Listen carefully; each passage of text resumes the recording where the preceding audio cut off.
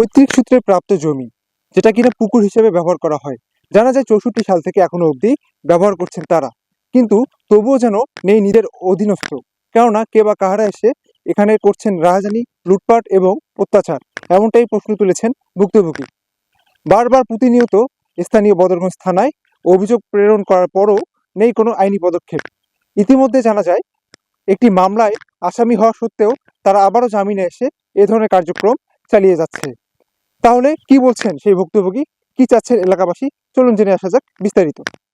বদরগঞ্জের রামনাথপুর ইউনিয়নের উত্তর রামনাথপুর শেখপাড়ায় 1962 সালে কবুলত মূলে 2 একর 53 শতক জমি, যা কিনা আব্দুল হালিমের দাদা ও বাবার নামে মাঠ রেকর্ড প্রস্তুত হয়। আর সেই থেকে এখনও অবধি কবিলত মূলে প্রাপ্ত জমিতে থাকা পুকুরে মাছ চাষ করে ভোগ দখল ও জীবিকা নির্বাহ করে আসছে আব্দুল হালিম ও তার পরিবার। কিন্তু 2024 সালের ছাত্র জনতার জুলাই গণ অভ্যুত্থানের পর এখন অবধি আব্দুল হালিমের এই পুকুরটিতে চালানো হচ্ছে জোরপূর্বক লুটপাট, রাহাজানি এবং পুকুরে থাকা প্রায় 10 লক্ষ টাকারও অধিক পরিমাণ মাছ আত্মসাতের চেষ্টা, যার প্রতিবাদ করতে গিয়ে ইতিপূর্বে আব্দুল হালিম ও তার পরিবারের সদস্যরা মারপিট, হামলার শিকার হয়ে গুরুতর আহত হন। বারবার স্থানীয় বদরগঞ্জ থানায় অভিযোগ প্রদান করা হলেও স্থানীয় পুলিশের নেই কোনো সঠিক ভূমিকা। এ ঘটনায় আদালতে একটি মামলাও করেন আব্দুল হালিম, কিন্তু আসামিরা জামিন হয়ে এসে আবারও পূর্বের ন্যায় আব্দুল হালিমের উপর জুলুম এবং পুকুর লুটপাটের চেষ্টা চালিয়ে যাচ্ছে। এটা আমাদের বাপদাদার পুকুর, আমরা বাপদাদার আমল থেকে খায় আসতেছি, এখনো খাচ্ছি এবং আমার কবিলত নিয়েছি। কবিলত মূল্যে আমরা বর্তমানে রেকর্ড আমার বাপ দাদার নামে। আপনি ভোগ দখল করে আসছেন কতদিন ধরে? 62 সাল থেকে। 62 সাল থেকে এটা আপনাদের অধীনে আছে? হ্যাঁ। আচ্ছা, বর্তমানে কি সমস্যা হচ্ছে? বর্তমানে সমস্যা হচ্ছে কি, আমাদের এই কিছু লোক এখানে খুব উপদ্রব করতেছে। আমি অভিযোগ দিছি থানায়, তারপর অভিযোগ দিছি। তারা কারা কারা, কয়েকটা নাম বলবেন?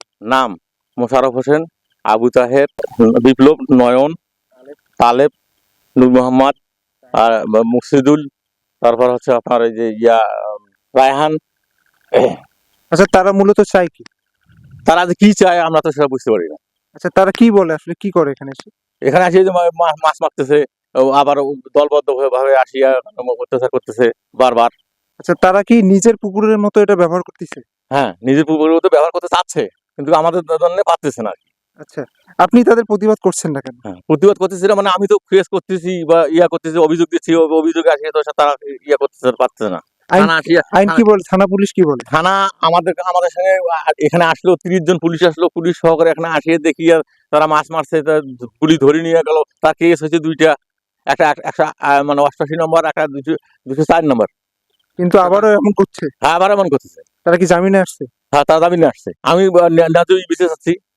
ইতোমধ্যে পুকুরে জাল দিয়ে ও পুকুরের পাড় কেটে লুটপাট করছেন এবং সেখানে বাধা দিতে গেলে প্রাণনাশের হুমকি শিকার হয় আব্দুল হালিম। উপায় না পেয়ে গত 20 মে 2025 তারিখে আবারও স্থানীয় বদরগঞ্জ থানায় অভিযোগ প্রদান করেন আব্দুল হালিম, কিন্তু তবুও পাচ্ছে না পুলিশের নিকট কোনো সহায়তা কিংবা নিরাপত্তা। এ বিষয়ে বদরগঞ্জ থানার অফিসার ইনচার্জের নিকট জানতে চাওয়া হলে তিনি বলেন, আপনার রামনাথপুর ইউনিয়নের উত্তর রামনাথপুর শেখপাড়ার আব্দুল হালিম একটা অভিযোগ প্রদান করছিল যে ওনার পুকুরের মাছ লুটপাট হয়ে যাচ্ছে, চুরি হয়ে যাচ্ছে, পাশাপাশি পুকুরে পাড়ে থাকা গাছগুলো কেটে ফেলা হচ্ছে। তো এই বিষয়টা আসলে আপনারা অবগত আছেন কিনা বা পুলিশ তদন্তে গিয়েছিল কিনা? এটা উনি অভিযোগ করেছিলেন হচ্ছে গত 20 তারিখে। জি জি জি।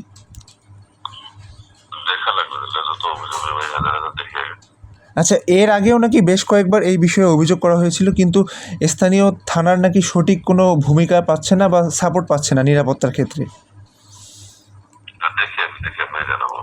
এই বিষয়ে স্থানীয়রা আমাদের নিকট জানান, আমার নাম মনোয়ারুল ইসলাম। হ্যাঁ, বিলের সাথেই বাসা, এই প্রথম বাড়িটাই আমার। আচ্ছা, এখানকার ঘটনা কি একটু বলবেন তো? এখানকার ঘটনা হচ্ছে অনেক দিন থেকে হালিম সরকার এই বিল খায়। আচ্ছা, তাও কতদিন ধরে? না হইলো 20 বছর। আচ্ছা, কিন্তু এই সরকার যেদিন থেকে পরিবর্তন হয় তার কয়েকদিন পর থেকে এরা আসে অত্যাচার শুরু করে দেয়। এটা কার? মোশাররফ, হুম। তারপরে হচ্ছে মুকসিদুল, রায়হান, বিপ্লব, তাহের। এরা এখানে আসে কি করে? আপনি যেহেতু এখানে পাশেই বাড়ি আপনার। আর আসে মাছ মারে। মাছ মারে? হ্যাঁ, কিন্তু পুকুরটা কার? পুকুরটা তো হালিম সরকার বহুদিন থেকে আবাদ করে খাচ্ছে। কি প্রতিনিয়ত মাছ মারতেছে? হ্যাঁ, এই কয়েকদিন থেকে এই ধরকাটি দেওয়া থেকে 4 দিন থেকে 5 দিন থেকে অনার্গল মাছ মারছে। আচ্ছা, আনুমানিক কত টাকার ক্ষয়ক্ষতি হতে পারে?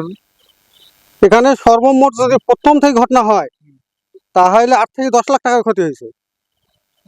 এলাকাবাসী হিসেবে আপনারা কি চাচ্ছেন? এটা কি এনার উপর অন্যায় অবিচার করা হচ্ছে? হ্যাঁ, এটা অবশ্যই অন্যায় হচ্ছে। আচ্ছা, আপনারা কি চান এলাকাবাসী হিসেবে? এটা অবশ্যই এরা সুস্থ তো হোক, বিচার হোক। পার্ক কেটে দিয়ে প্রতিদিনে মাছ মারছে, মানে করেন 4-5 দিন ধরে মাছ মারছে। তখন ওই জোর পদ্দি মাছ মারি খাওয়াছে।